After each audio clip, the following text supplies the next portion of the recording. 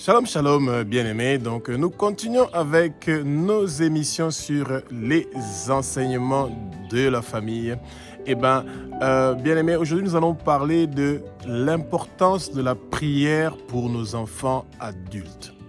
Alors, il y a une chose que les parents doivent comprendre, c'est que quand on est parent, on a une grande responsabilité envers nos enfants. Et cette responsabilité-là, c'est pas seulement financièrement, etc., mais c'est beaucoup plus spirituellement. Pourquoi? Parce qu'il y a beaucoup de choses qui se passent d'abord dans le spirituel et ensuite ça se passe dans le physique. Et un parent doit toujours apprendre à être avant que ces événements-là puissent pouvoir avoir lieu. Et c'est très important que le peuple de Dieu comprenne pourquoi les parents, même quand vos enfants sont devenus majeurs, donc adultes, ils ont plus de 18 ans, qu'ils ont absolument besoin de vos prières. Et ça ne s'arrête pas, ça continue. Même quand vous devenez grands-parents, ce travail-là d'intercesseur, de celui qui est en train de prier pour ses enfants et pour sa famille, ça continue toujours. Que le Saint-Esprit prend le contrôle de ma bouche pour que ce que je veux dire, que ce ne soit pas des paroles qui viennent de moi, mais qui sont des paroles qui sont inspirées par le Saint-Esprit et que le vent impétueux du Saint-Esprit commence à remplir le lieu où vous êtes, que le vent impétueux du Saint-Esprit commence à remplir vos enfants, que vos enfants soient dans la plénitude du Saint-Esprit. Et bien aimé, vous devez toujours vous rappeler qu'en tant que parent, vous devez toujours dire chaque jour de votre vie, quand vous avez le souffle, mes enfants ne vont pas mourir, ils vont vivre et déclarer les œuvres de l'Éternel des armées. Leurs années sur terre sont prolongées, leurs années sur terre sont prolongées, leurs années sur terre sont prolongées. Aucun accident ne va réussir ou prospérer dans la vie de mes enfants. Ils n'auront pas d'accident. Aucun empoisonnement de leur boisson, de leur nourriture ne va réussir ou prospérer. Aucune maladie, aucune infirmité ne va réussir ou prospérer contre mes enfants. Toute arme forgée contre mes enfants ne vont pas réussir et prospérer. Aucune goutte du sang de mes enfants ne va couler au nom puissant de Jésus-Christ de Nazareth. Tous les plans maléfiques et diaboliques que le monde de ténèbres a préparés contre mes enfants, cela ne va pas réussir et prospérer au nom puissant de Jésus de Nazareth. Tous les autels de mes familles, tous les autels du monde de ténèbres qui sont en train de réclamer la vie de mes enfants, ils ne vont pas réussir et prospérer. Qui reçoit le feu, qui reçoit le feu, qui reçoit le feu. Toute malédiction et toute mauvaise parole qui est prononcée contre mes enfants, retour à l'expéditeur, retour à l'expéditeur, retour à l'expéditeur. Bien-aimés, quand ça arrive au moment de vos enfants, vous ne devez pas jouer avec ces choses-là. Bien-aimés, vous devez être prévoyant, vous ne devez pas prier après les faits. Ça veut dire que vos enfants sont déjà dans des difficultés et c'est après que vous commencez à prier. Vous êtes en retard. Vous devez prendre déjà le devant. Vous ne devez pas laisser le Satan de prendre l'initiative en premier. Non, vous devez attaquer et c'est ça que le Seigneur veut. Que vos yeux s'ouvrent, que les écailles tombent. Vous allez connaître la vérité et la vérité va vous affranchir, bien-aimés. Et cette vérité-là, ça se trouve dans la parole du Seigneur et vous devez être conséquent et de vous préparer en avance. Bien-aimés, nous devons toujours nous rappeler que le Satan n'aime pas la famille. Alors ça, le peuple de Dieu doit toujours se rappeler de ça, que le Satan n'aime pas la famille. Et comme le Satan n'aime pas la famille, il va toujours s'attaquer à vos enfants. Et ouvrez vos yeux, bien-aimés. Vos enfants qui sont toujours malades, qui ont toujours des difficultés à l'école et qui sont toujours des rebelles, chaque fois nous le répétons, ces enfants-là ont une grande grâce, ils ont une grande étoile. Et le Satan sait que c'est les futurs guerriers de prière, c'est les futurs hommes et femmes de Dieu qui vont faire très mal à son royaume et c'est pour ça qu'il veut absolument que vous ayez des mauvaises paroles envers ces enfants-là et que vous commencez à dire des choses qui vont maudire ces enfants-là ou qui vont mettre des obstacles ou des barrières dans leur vie. Bien-aimés, apprenez à dire des bonnes choses sur vos enfants. quand vous êtes en train de prier pour vos enfants, vous devez toujours vous rassurer que vous faites des proclamations vous-même sur vos enfants. Prophétisez sur vos enfants, bien-aimés. Prophétisez sur leur avenir. Alors, bien-aimés, à quel moment vous devez commencer à vous inquiéter? Quand il y a un souci dans la vie de vos enfants et que peut-être que vous devez prendre un peu plus de temps de prier et de jeûner et de chercher la présence du Seigneur pour comprendre comment vous devez faire avec vos enfants qui sont en train de traverser des difficultés. Alors, quand vous avez des enfants qui vont presque devenir majeurs, la puberté a toujours été un moment assez difficile et complexe pour beaucoup de jeunes. Souvent, c'est parce que les parents aussi n'ont pas pris le devant. Vous pouvez lier ces démons-là qui sont en train de déranger votre maison et vos enfants. Vos enfants qui sont en train d'écouter la musique païenne dans votre maison bien-aimée. C'est parce que beaucoup de parents ne sont pas en train de lier ces démons-là.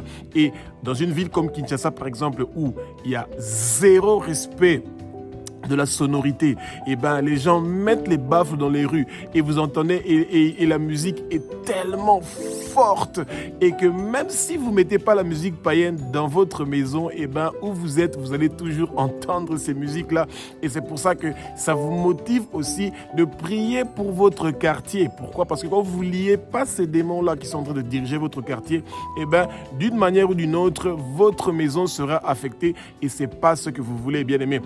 Prenez en tant que parent cette responsabilité de toujours s'occuper de toutes choses que vous savez qui peut entraver l'éducation de vos enfants.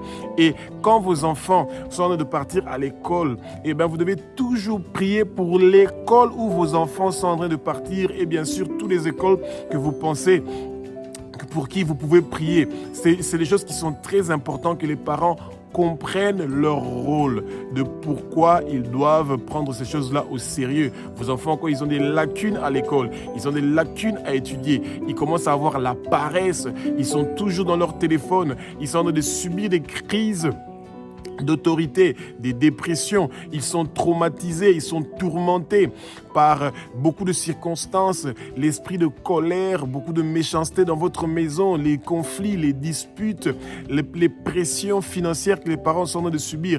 Nos enfants sont en train de connaître des moments très difficiles où les parents doivent chaque jour prendre un bon moment, un bon temps pour s'occuper d'eux. Et surtout nos mamans qui ont toujours un grand cœur. Prenez le temps, même s'il faut que la vaisselle reste pendant un moment, même s'il faut que la maison ne soit pas nettoyée pendant un moment. Vos enfants sont beaucoup plus importants que toutes ces tâches ménagères-là. Et les papas qui veulent regarder le match de football, qui veulent avoir le divertissement, le temps de prier pour vos enfants est beaucoup plus important que ces choses-là du monde qui vont passer et qui vont rester. La prière efficace des parents, c'est une prière qui est en train de prier sur base des informations que vous recevez de vos enfants et que vous pouvez demander au Saint-Esprit de vous donner un éclairage sur les choses que vous trouvez qui ne sont pas claires. Bien-aimés, vous devez toujours chercher l'unité avec vos enfants. Et c'est pour ça que ceux qui sont en train de vivre actuellement et ceux qui sont en train de préparer pour demain, vous pouvez aider vos enfants dans la prière. Combien de temps un parent prend le temps de s'asseoir et de commencer à discuter avec vos enfants? Plus ils sont en train d'arriver vers 18 ans. Et à partir de 18 ans jusqu'à monter, prenez le temps de parler avec eux.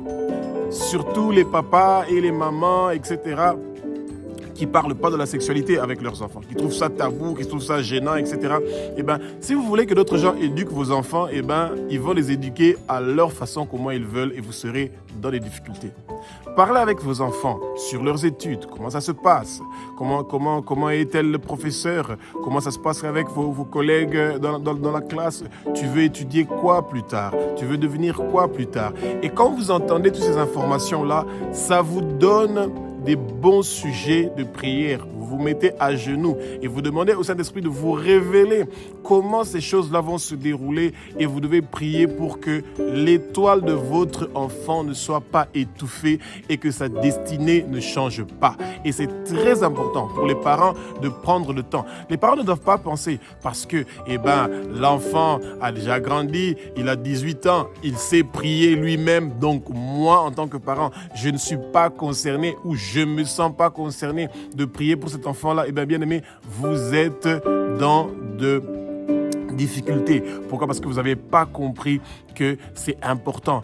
Le Seigneur connaît votre voix. Il connaît aussi la voix de votre enfant, mais vous êtes un guerrier de prière et vous commencez déjà à prier pour vos enfants, pour leur réussite, pour leur succès. En tant que parent, en tant que père ou en tant que mère, vous avez une autorité sur vos enfants et sur leur avenir. Vous avez un mot à dire, vous avez des proclamations à faire, vous avez des paroles que vous pouvez prononcer comme bénédiction à vos enfants. Vous avez des bénédictions à prononcer pour vos enfants. Vous avez des prophéties à dire sur vos enfants. Bien-aimés, ouvrez votre bouche et disez, mes enfants ne seront pas des échecs. Mes enfants ne seront pas des nuls. Mes enfants vont réussir dans leur vie.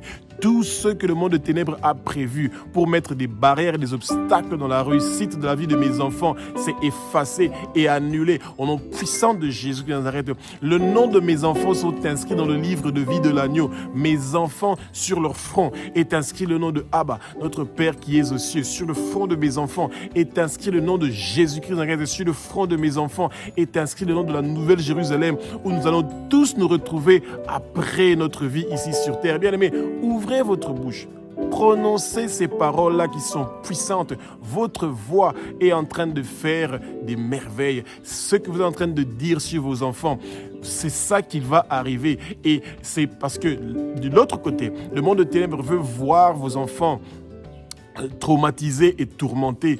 Et c'est parce qu'ils savent que les paroles qui sont en train de prononcer sur des autels maléfiques, occultes et de sorcellerie, et que vous n'êtes pas en train de contrecarrer ça, c'est comme ça que vos enfants se retrouvent dans les difficultés. Une fois que vos enfants sont devenus adultes, c'est un moment qui arrive qui est très critique. Pourquoi? Parce qu'ils doivent commencer à prendre des décisions. Ils doivent commencer à faire des choix. Et souvent, ils sont en train de penser d'abord à leurs études. Ils ont beaucoup de choix qu'ils doivent faire. Ils doivent apprendre les priorités. Et si c'est des enfants qui n'ont pas fréquenté des écoles où on les apprend déjà à être autonomes très rapidement et à prendre de certaines décisions et des responsabilités, en tant que parent, vous devez vous rassurer que vous êtes en train de continuer à communiquer avec vos enfants. Et plus ils deviennent majeurs, ils ne sont plus vraiment des enfants. Vous devez vous rassurer qu'ils deviennent des amis. Pourquoi? Parce que les amis, ça veut dire que vous gardez une relation père et fils, mère et fille, ou père et fille et mère et fils, mais toujours dans la coopération. Vous devez coopérer avec vos enfants. Ça veut dire que vous n'êtes plus là en train de leur imposer des choses, comment ils doivent faire ça, mais vous êtes en train de coopérer. Vous devez avoir une communion, un contact qui vous permet de plus connaître comment ils sont en train de faire leurs choses et comment ils sont en train de se diriger dans leur vie. Et bien aimé, c'est très important pour les parents de pouvoir enlever le doute et de pouvoir toujours ouvrir sa bouche et de dire à vos enfants que vous les aimez. Chaque jour que vous pouvez dire à vos enfants que vous les aimez, vous faites quelque chose de formidable et de merveilleux. Dieu, qui est notre Père, qui est aux cieux, il est notre Père. Et tous les jours, il nous le dit qu'il nous aime. Et quand tu ouvres vraiment tes oreilles, quand tu es en train de méditer la parole, tu vas sentir que le Seigneur nous aime. Dès que nous nous réveillons et qu'il nous a laissé son souffle de vie, c'est parce qu'il a une mission pour nous et que notre travail sur terre n'est pas terminé. Et c'est la même chose pour nous avec nos enfants. Quand nous nous réveillons et nous voulons que la journée commence, les enfants doivent partir à l'école. N'oubliez pas de leur rappeler que vous les aimez, que vous êtes fiers d'eux, qu'ils sont en train de partir à l'école, qu'ils doivent être mieux que vous, qu'ils doivent aller plus loin que vous, que ce que vous n'avez pas réussi à faire dans votre vie, la percée que vous n'avez pas réussi dans votre vie, que vos enfants vont réussir à faire ça. Parlez, ouvrez votre bouche, ne soyez pas fermés. Vos enfants veulent entendre des mots d'amour, des mots de bonté. Et c'est ça, quand vous êtes déjà en train de dire ces choses-là à vos enfants face à face, et que vous répétez ça dans la prière, c'est merveilleux, bien-aimés. Ça a un impact positif, ça rassure vos enfants, ça les rend solides, ça les rend courageux et ils ne vont pas connaître l'esprit du rejet. Quand vous êtes un parent qui est chrétien, vos enfants vont souvent subir l'esprit de rejet.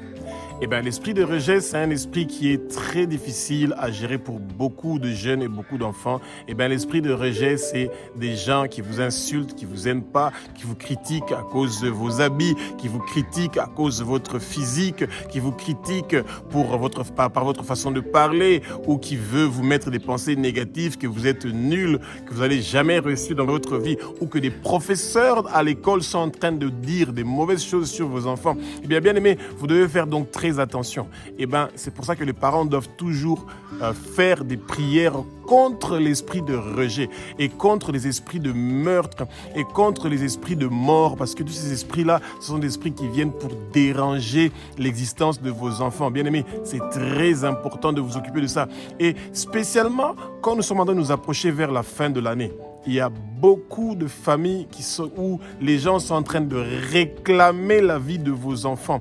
Et c'est le bon moment pour tous les parents de se préparer, de savoir que vous êtes des guerriers de prière et que votre prière, vos intercessions pour vos enfants, pour leur avenir, pour leurs études, pour leur travail, pour les décisions qu'ils sont en train de prendre, pour leur mariage, pour leurs enfants, vous devez être toujours prêts. Et c'est quelque chose que vous devez absolument apprendre, que ce soit d'une façon très naturelle, que tous les jours vous sentez ce besoin-là de prendre le devant pour vos enfants et d'être là pour eux. Il y a beaucoup de gens qui disent que non, mes enfants sont tout pour moi, mais pas de prière pour les enfants. Ils sont tellement immergés dans leurs propres problèmes qu'ils n'ont pas le temps de prier pour les enfants. Et ce n'est pas de petites prières de 1 minute, de 2 minutes. Non, prenez vraiment le temps par rapport aux informations que vous connaissez sur vos enfants et de commencer à prier. Et une autre chose que les parents oublient, c'est quoi? C'est que nous avons vaincu le Satan par le témoignage de ce que le sang de Jésus-Christ a fait pour nous. Bien-aimés, quand vos enfants ont atteint 18 ans jusqu'à monter, vous avez vécu beaucoup de choses. Rappelez-vous de tous les moments difficiles que vous avez eus avec vos enfants, quand ils étaient malades, les difficultés que vous avez, et remerciez le Seigneur pour ce qu'il a fait dans vos prières pour ces enfants-là pendant ce moment difficile-là. C'est un témoignage que vous êtes en train de faire. Et ça, quand le Satan vous entend en train de remercier le Seigneur pour ce que lui, Dieu, a fait pour vos enfants, ils sont dans une colère incroyable. Ils trouvent ça dégueulasse et terrible que vous êtes en train de remercier Dieu pour chaque victoire qu'il vous a donnée contre le monde des ténèbres. Bien-aimés, espérons que vous avez appris quelque chose et nous allons sûrement continuer avec ces enseignements sur la famille qui sont très importants pour que nous puissions rester unis, solide et que nous continuions à préparer le retour de Jésus-Christ de Nazareth pour que le jour qui va venir, que nous puissions partir ensemble.